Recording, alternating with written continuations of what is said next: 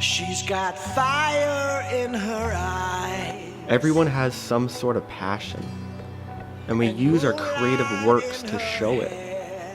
For some, that's photography or film, but it all kind of gets wrapped up in art. Alright guys, welcome to Sunroad TV. Today we're in Auckland, New Zealand, and we get to interview Yaakov here about his music, which is really, really neat. Hey. Shalom achi. Oh, good to see you. See you, brother. Alright. Come on in. Cool. Yaakov here. Before interviewing him, I had the chance to go to one of his gatherings on Sabbath. This is where his passion really came alive. He writes music, he sings, he makes albums. He does this here at his gathering, but also he does this at home. He makes his own music. It was a beautiful thing to be able to sit down with him and just ask him a few questions about his life and how music and his art is taken into that. I can now say that we're good friends, sharing some laughs, hanging out, and chatting. So how did you decide that music was going to be something that you focused on artistically? I was young when I first heard, I guess, rock music. Yeah. My father had a Bob Dylan album, Slow Train Coming, and being Jewish, I was really drawn to the fact that Bob Dylan was Jewish. Yeah. And he was saying things that were pretty radical for a Jewish person. Right.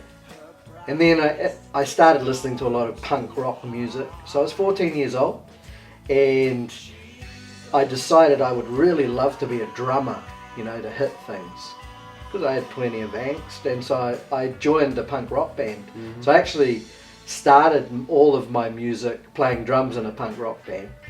And eventually I decided, because I was such a lover of Bob Dylan and other folk rock sort of music, I really wanted to write songs, and I couldn't do that on the drums. So I picked up the guitar and taught myself how to play guitar and started writing songs, melodies, because I was really into poetry. Yeah. That really caused me to focus on music, because I wasn't afforded that sort of opportunity in other forms of art. And it progressed from there. I mean, my style changed. Right. But essentially, that was the beginning of it all. Very cool.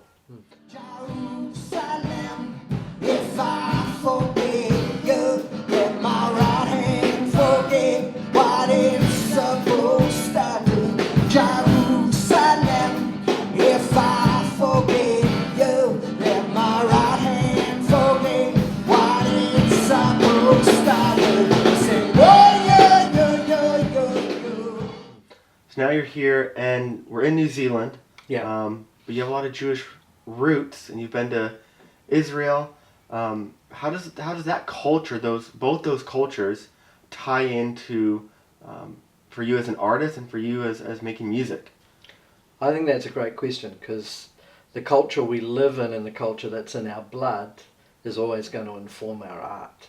And growing up in New Zealand culture, even though I'm a Jew, I grew up around a lot of Māori culture, and my best friend from a very young age is Māori, and because of that really influences my worldview. And what's cool about that is the Māori culture as a tribal culture very much connects to my Jewish culture. Yeah. Because Jews are tribal.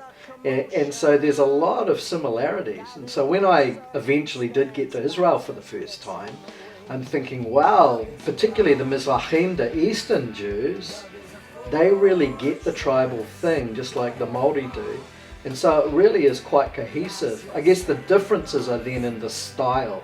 So when you start singing in Ivrit and Hebrew, the style is intrinsically different because it's very much of the East. And so I guess I mix the Māori tribal ideas with my Western European folk rock love, you know, and then I take some of the East into that, where you have what we call nigun in Hebrew music, which is really just singing sounds rather than words.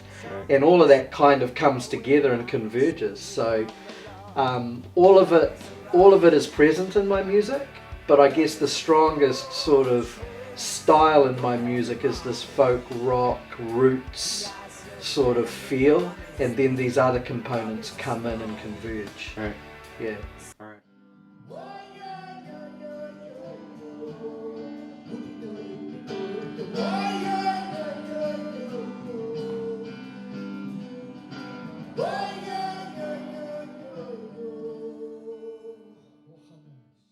So I understand that you work on a lot of your own music. Yeah. You write your own songs, and you also sing at your gatherings, and that you've also came out with a single that you recently released. Kind of tell me about all those and how they kind of all come together. Yeah, great. So actually I'm working on some studio recordings of the music we sing at our yeshiva, at our gatherings, which is mostly in Hebrew. And so those studio recordings are something that I hope to release early in 2020. Right. But in the meantime, I decided I want to write an album of songs for my wife. So I want the whole album to be about her. And so the first single I'm releasing for that is, it's already come out on Spotify, and it's something that I've recorded in my home. So I haven't done it in the studio. I've used GarageBand. I've played with the instruments myself. Yeah. So the quality is good. I've worked on the mastering. I think it's reasonable. It's not a studio album, but it is something that I think is worth listening to. And that the first single has just been released, like I said, and I've forgotten the name of it. Love is a Rock. Love is a Rock. You remember it? That's good. Love is a Rock has just been released, and then early in August the second single, Right. She's All I Want, will be released, and basically looking to release the full album nearer the end of this year, 2019. Yeah. Very cool. My rebellion scolded, I was left undone. Very cool. Just one last question. Just how important do you think it is for people to kind of grow up embracing a skill or an art that's natural to them? Like how is using music help you? That could be emotional or whatever. Sure. I think music for me has been a great outlet for some of the more difficult times of my life, to be able to work through some of the emotions and the thoughts, and to, even if that song or what I write doesn't necessarily go public, because that's not really the reason for it. The purpose is more to bring healing to my own journey of emotional turmoil and struggles.